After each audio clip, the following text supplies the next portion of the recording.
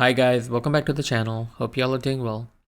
Today we're going to design a hotel reservation system like you see in the example below.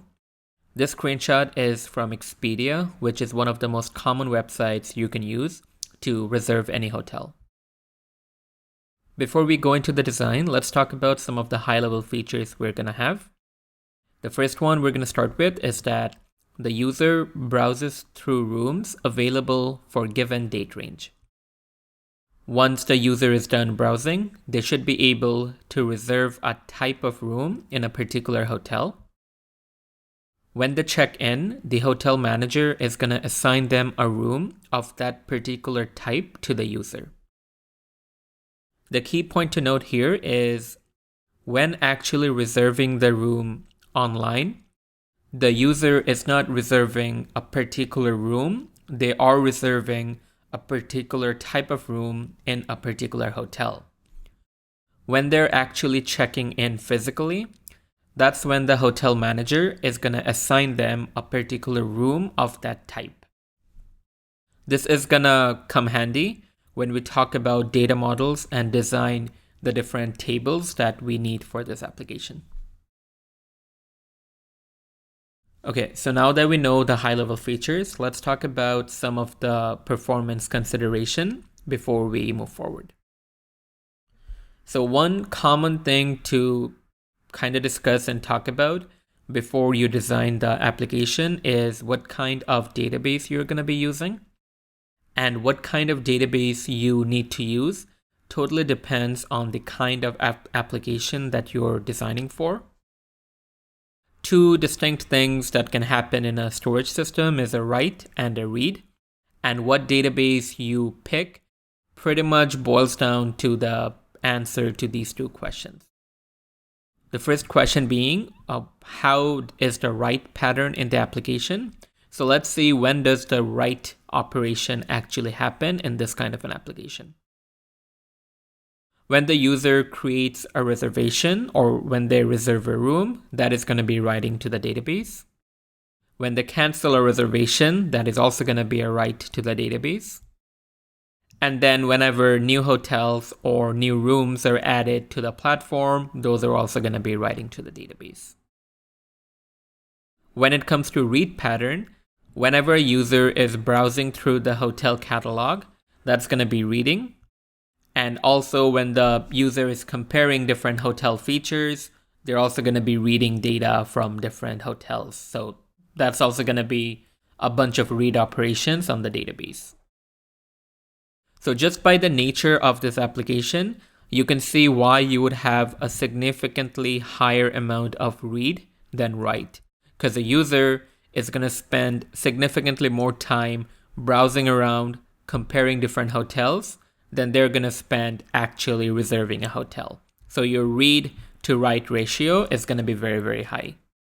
You want to keep this in mind when we talk about the data model and actually design the database for this application. All right, so now let's take a look at some of the API requirement. Of course, you're going to have some basic CRUD endpoints for hotel and room management. These are going to be your very typical hotel and room API, so we're not really going to talk about it too much. What we are going to talk about is the reservation related endpoint. Over here, I have 4 endpoints related to reservations. We are going to start with the first one, which is going to be a GET request to a reservation endpoint. What this endpoint is going to give you is a list with all the reservations for literally all time, all reservations. You don't really need this too much for your application, but for debugging, it's going to be a very handy one to keep. And then you have getting a particular reservation. So let's say you have a reservation with an ID of 123. So you can have a GET request to the reservations endpoint with the ID 123. And the response of this endpoint is going to be maybe a JSON blob with all the details related to the reservation with an ID of 123. And then you have a post reservations API endpoint. This is going to be the most complex one related to actually creating a new reservation. So whenever a user is ready to reserve the hotel and they click that book now or reserve now button, the client is going to make a call to this endpoint to actually create this reservation. And the last one is a delete endpoint, where if let's say I created a reservation with an ID of 123. Now I don't want to go to the hotel anymore, so I cancel it ahead of time. In that case, we're going to be using this endpoint. So very simple. We have 4 endpoints. This is just for debugging purposes. These 3 are more important for your application. All right, so now that we know about the API requirement, let's talk about the data model, which is going to be the more important part of this design. So given what we talked about before, I think we can go with a simple relational database similar to MySQL or Postgres. Now let's talk about why did we decide to go with a relational database as opposed to a non-relational one. So all kinds of hotel and reservation data is much simpler to model in a traditional relational database. In your application, you also have significantly more read than write, which is a common pattern in any relational database. And relational databases perform very well when your workload is something like this. Most of your read, write is going to be simple CRUD operations. That is going to be inserting a new reservation or maybe updating one, deleting one, stuff like that. So it's going to be very straightforward to do these queries if you're using a relational table. When it comes to reservations, you can have multiple people trying to book the same hotel, or you can have one person spamming the book now button and causing a lot of duplicate reservations to be created. And using a relational table gives you asset properties and transactional guarantees. So it's going to be much easier to deal with those cases that I mentioned. Similarly, you want to have some easy locking mechanism so that when 2 different users try to book the same room, you can pretty much be sure that the database is somehow going to handle it and not double book the same room on the same day. And relational databases, especially like MySQL and Postgres, gives you some very good constraint or just some locking mechanism which you can use to lock a set of rows before another client can update it. And lastly, even though we should not need this, but if we want to shard a relational database because we're hitting the upper limit of our scale, we can easily shard the table based on like hotel ID or something, so that every single hotel has its own, or maybe like, let's say we have like 5 instances of a MySQL cluster, and you can have 20% of hotels in cluster 1, 20% of hotels in cluster 2. So you pretty much divide the data amongst your 4 clusters. So those are going to be some of the reasons because of which we're going to choose a relational database as opposed to a non-relational one. Now that we know that we are going with a relational database, let's actually look at the tables that we're going to be creating. The first one's going to be the hotel table. It's going to have the hotel ID, the name, address, and location. This is just for example purposes. Of course, the actual schema of the table is going to be very different and can have significantly more columns than what I have here right now. Then you have the room table, which is going to be a room ID, room type ID, which we're going to come to in a bit. You have the hotel ID, which is a foreign key from this table. And then you have a Boolean is available that can either be like 1 or 0. Then you have the room type inventory table, which is the hotel ID, room type ID, date, total inventory, and total reserved. As I mentioned before, when a user is booking a hotel online, they're going to book a particular type of room. They're not going to book the actual room itself. The actual room is going to be decided on the day of checking in. So you can see that every room has the room type ID column, which is a foreign key to this table over here. Okay. And when it comes to keeping track of the inventory available, we are gonna track it at the level of the room type. So for a particular hotel, every single type has a set inventory, and we also track how many were actually reserved. Okay, and based on this, so total inventory minus the total reserved, we can tell if enough rooms are available for a given room type at a given hotel when the user is actually reserving.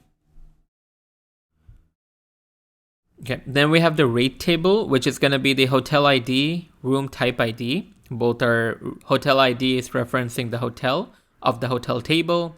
Room type ID is referencing the type of room in that hotel.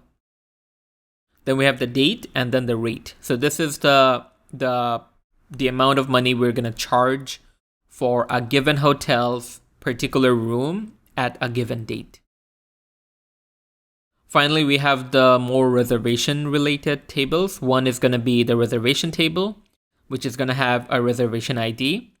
The hotel ID and room type ID is going to identify which type of room at which hotel the reservation is for. We're going to have the start date and end date, and then the the status, which is going to be like if it's reserved or for some reason canceled or something like that. And then we have the guest ID, which is going to be the guest that actually booked the hotel. We also have the guest table, which is going to be the guest ID, so the guest who's booking, the first name, last name, age. And once again, this is just for example purposes. In real life, it's going to have significantly more number of columns. So this data model should give you pretty much what you want when it comes to creating, updating reservations, checking if there are enough rooms available in a hotel. All those stuff can be easily accomplished with these endpoints and these tables that we talked about. Now, let's talk about some of the more tricky edge cases you can run into when designing a system like this. So the first thing is what happens when a user wants to reserve, right? So let's look at the end-to-end flow of when a user is ready to reserve a hotel. So when they are clicking that button, we check to see if the room type inventory table. So we take a look at this table over here to see that for that date, if that particular room type in that hotel is available or not. If it's not available, then we don't reserve it and throw some error to the user telling them to refresh and keep looking around. If there is available, so if there is a room available for that date, we update the inventory. That means updating the table over here. So bumping total reserved by 1. We create the reservation in this reservation table. And at that point, the reservation should be complete. However, one thing to note is both these should be happening in the same transaction so that if any of the steps fail, the whole transaction can be rolled back. Otherwise, what can happen is you update the inventory over here, and then in a separate transaction, you create the reservation. Now, if this fails, the transaction to create the reservation is going to get rolled back. However, your inventory is still going to have incorrect information because that was done in a separate transaction and that won't be rolled back as a result. So to make sure the whole operation is atomic, you want to put both of these in the same transaction so that the only time both of these succeed is when both of them are not failing. If either one of the steps fail, the whole transaction is going to be rolled back. This way, you're making sure that your data is correct across this table and this table too. Okay, so the next thing is how to avoid double booking by the same user. Let's say that the user clicked the book button twice in very quick succession. So it can be twice or it can be more than 2 times. But the idea is what happens if for the same reservation, the user keeps clicking the book now button. Because we of course don't want to charge the user as many times as they click, right? So the typical solution to that is to use something like an idempotency key. So let's go through the steps to see how this key is generated and how this actually makes sure that a user is not charged multiple times for the same booking. So let's see what happens when the user lands in the final checkout page. So the final checkout page is the page where all the details are there and the user just needs to hit that button one last time. So when rendering this page, the backend is going to generate a unique key, most probably the reservation ID. And it's going to send this reservation ID to the client being this checkout page. When the user clicks the button, the client sends the key to the API when actually reserving the hotel, right? So when the user clicks the book now or reserve now button, the client actually makes an API call to this endpoint, right? When making that API call to that endpoint, the client is gonna actually send the key, the reservation unique key. What that means is if the user clicks multiple times, then the same reservation ID is going to the backend. The backend is going to know that a reservation with that particular key has already been created before. So it's just going to throw away the request. So even if the user is spamming the button many, many times, they're going to keep sending the same reservation ID unique key to the backend. The backend is going to be aware of the existing reservation, and it's not going to create a new one for every single time the user is clicking that button. This is how the idempotency key works. So the backend is going to make sure that even if the user clicks that button too many times, we only book it once for that user. Now that's the more complex and the more traditional solution. If you want a more simple one with very little effort, you can just use some kind of a client-side solution, which is going to be just graying out or disabling the button on the client side once the button has already been clicked once. Of course, the problem with this is that the user can easily disable the JavaScript and get around it. And if you can't have a solution like this, it doesn't make sense to have this one there. Or you can have both at the same time. But what I would caution against is just going with this solution, given the user can easily get around it using some JavaScript. All right, so I think we are into the last two things. The first one, or the second to last one, being how to avoid multiple users from reserving the same room. This can be a pretty common problem. As you can imagine, let's say in a very, very popular location, you have just a few hotels available, but you have hundreds and hundreds of people actually trying to reserve the hotels. So you might run into a situation where at the same time, 2 users are trying to book the same hotel for the same date, and you want to have some way you can avoid running into that situation. So the first approach we can take is by using some kind of a locking mechanism. So let's talk about that, right? So in all your reservation related tables, you can add a new column called version. When a client or when a user is reading the data from your table, it reads a particular version number. So let's say at the beginning, the version is 1. When writing back, so when reserving, the application increments that version number and then writes to the database. So let's say if when reading, the version was 1, when actually reserving, the application is going to do 1 + 1, 2, and then write that reservation with the ID of 2. Sorry, with the version of 2. Now, in an ideal world, that should work fine. But if in the meantime, the version was already incremented by a different client, right? So a different user already went ahead and created that reservation, that version number is going to go up. Now, when this client tries to actually create that reservation, the database is just going to throw an error and the operation is going to be rolled back, right? Because you know that, let's say if you're initially, let's say both clients read a version number of 1.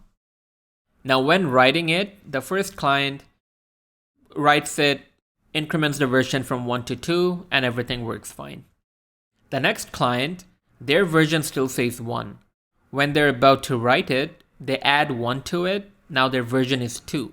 But when writing this version 2, the database can easily see that there is already a version 2, which means this is stale data, hence not actually write it and throw some kind of an error. So this is called, I think this is called like an optimistic locking mechanism, but you can have this kind of a lock in your application code to avoid the scenario we talked about here. The second approach is easier, but it is not supported in all databases. In most relational databases like MySQL and Postgres, you should have the support of database constraint. These are user-defined constraints that you can implement. The constraint can be something like check if the total inventory minus the total reserved is greater or equal 0. Something like that. And if the constraint fails when writing, the transaction is rolled back. So you don't have to support any locking mechanism on the application code. You can just add that constraint in the database layer, and then whenever there's an incorrect write happening and this constraint is satisfied or this constraint is not satisfied, the database is going to throw an error and roll back the whole transaction. All right, so these two approaches should let you get around this very common problem. And this is not only with hotel reservation, it can be a flight reservation or any other kind of reservation app where multiple users can book the same resource. All right, so the last thing we're going to talk about is how to scale this solution. Normally in an application like this, scaling is not going to be an issue most probably because the number of hotels, the number of rooms are not increasing insanely quickly. So you should be able to gradually scale up rather than have an immediate need to scale up your application. But even if you had to, let's talk about some of the ways you can do it. So the first bottleneck might be that the database is getting too large. As we talked about, we are using a relational database. So the most common way to scale up a relational database is by vertically scaling rather than horizontally scaling in a non-relational database. So to avoid scaling vertically, which can be very expensive, you can have a nightly batch, so some kind of an offline process that removes and archives older rows. Because in a reservation database, you mostly care about reservations for today and the future. You don't care about reservations that happened in the past. So from your operational MySQL or Postgres table, every single night, you can go ahead and remove all the reservations for like prior days. So like every day before today, you can go ahead and just delete those rows. However, by deleting them, you're not getting or removing them altogether. You can archive them in some cheaper storage like S3 or some other file storage system. Just in case you need them later on, you can read them from there. But it doesn't make much sense to keep them in your operational MySQL table because that way the table is only going to keep increasing. If you still run into problems, you can shard your database. So apart from vertically scaling databases, the other way to scale is by sharding it. That means if you shard by hotel ID, let's say you have 5 instances of your database and a particular subset of hotels live in each one of the shard. So this is a very common way of kind of distributing the load amongst the different MySQL nodes. All right, so those two are going to be common ways you can scale up your database if it's getting too large. Now, the other question is, we did talk about how, let me see, where was it? Over here. So we talked about how in the application, the amount of read is significantly higher than the amount of write. What that could lead to is a big load on your database during peak hours, because a lot of clients are going to try to read from the database. So one thing you can do is move the read traffic from your database to some kind of a cache, right? So it can be Redis, Memcache, or some other kind of cache that you use besides your database. The way you can use the cache is that for more popular hotels that are getting reads more and more frequently, you can cache the inventory information in the cache, right? So you can just keep it in the cache so that every single time you don't need to make a trip to the database for getting details about these popular hotels.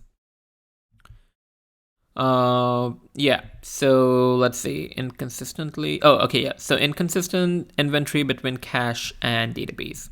This might be a problem because, as I mentioned, the inventory of a hotel keeps changing on a very, very regular basis. So if you update your cache too infrequently, what can happen is the inventory that the cache is showing can be very different from the actual inventory in your database. What this can lead to is, let's say the inventory is showing a particular hotel has 5 availability, but the database has only 1. So your users are going to start facing significantly more errors when they're reserving, because the cache thinks you have 5 when you actually have 1. And when the user is actually making the reservation, of course, your application is going to treat the database data as the source of truth.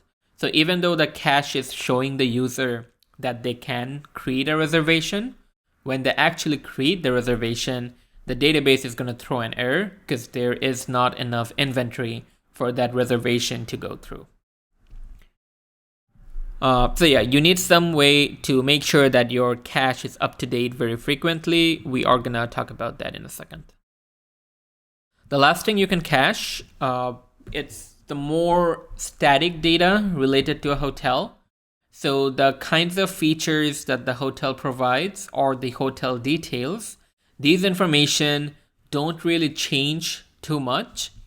And if you're going through a website like this, most of your read is going to be for data related to the hotel, like the hotel benefits, the hotel facilities, and all those things, right? And those, given they don't change too much, it's okay for you to cache those static data because those are going to be not changing too often, right? By doing that, what you're essentially doing is moving a huge chunk of your read traffic from the database to the cache. And if you can maintain some way to keep the cache updated more frequently, the database will have a very good time because it won't be getting too many read requests because a lot of them are now going to be served from the cache. Talking about the caching layer, how can you improve the cache data accuracy? We just talked about a potential inconsistency and how it can lead to greater number of user errors. So one easy way I can think of keeping this cache data up to date is by relying on the database's change data capture. If you remember, the change data capture is a stream. It's usually like a Kafka topic where a message is published every single time any piece of data changes in the database. So what you could do is you could have some kind of a stream processor that is listening to every single update or change happening to the database and then applying those changes to your cache. So if a particular inventory of a hotel changes, the stream processor is going to pick that up from the CDC stream, and then it's going to update the cache to have the newer, more up-to-date inventory. So whenever inventory changes, the cache is invalidated and updated with the new inventory. So all you're doing is writing some kind of a stream processor which is reading from the change data capture stream of the database. Whenever inventory is changing, the stream processor is going to invalidate the cache for that hotel and update the cache with the new inventory for the same hotel. All right, so hopefully that gives you an idea of how you can design a system like this. We talked about the performance consideration. We went through the API requirements. We talked about the data model, why we're choosing a relational database, and what the tables are going to look like. Then we talked about some of the more edge cases or complexities that you want to be aware of when designing a system like this. And finally, we talked about ways to actually scale the system up and talked about different scaling solutions that you can use. All right, so hopefully that was helpful. If you have any questions, just leave them in the comments below, and I'm going to try to get back to you as soon as I can. With that being said, I hope you guys have a good rest of the day, and I'm going to catch you in the next one. Bye-bye.